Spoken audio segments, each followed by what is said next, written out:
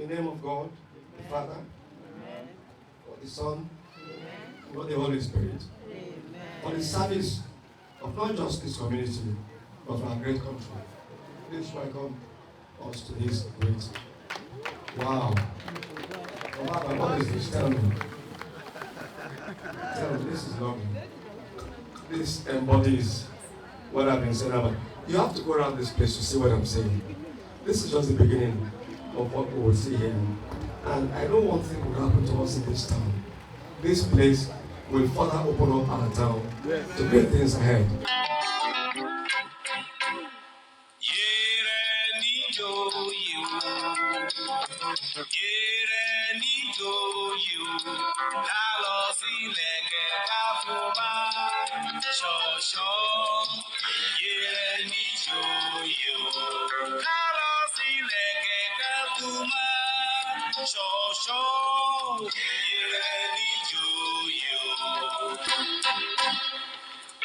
Kajo ma ṣe yàwó, kajo ma ṣe yàwó, ikú tó ń tọ̀sẹ̀ rẹ̀ ṣeré, kalẹ̀ kajo ma ṣe.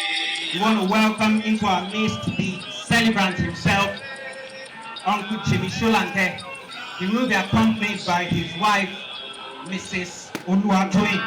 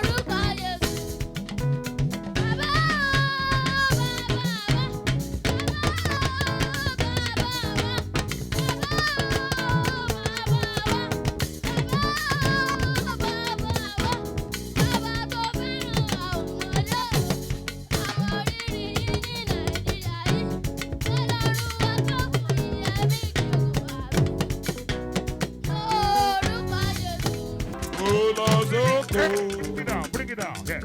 Uncle JIMI.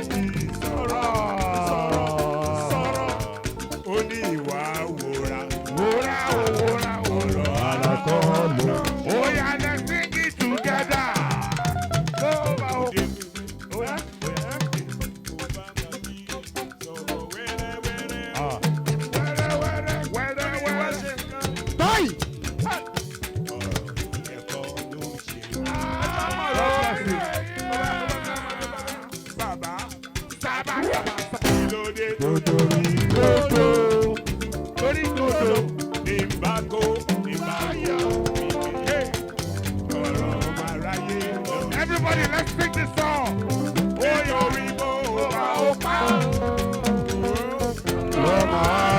Oh,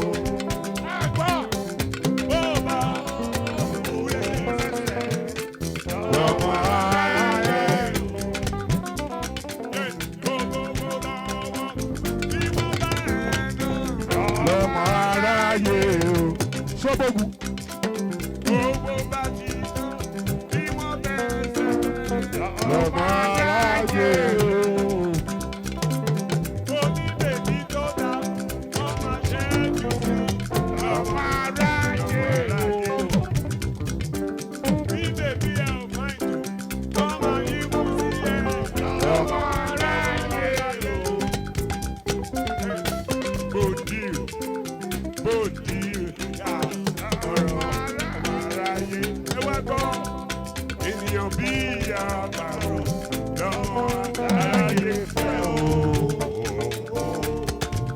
Ènìyàn bí àbàrò lọ́mọ aráyé fẹ́. Ènìyàn bí ọlọ́sùn lọ́mọ aráyé fẹ́ o. Ènìyàn bí àbàrò lọ́mọ aráyé fẹ́. Ẹ wá gbọ́ mà, ṣe ìjó ṣe. Ọ̀rẹ́ mi ọjọ́ lọ.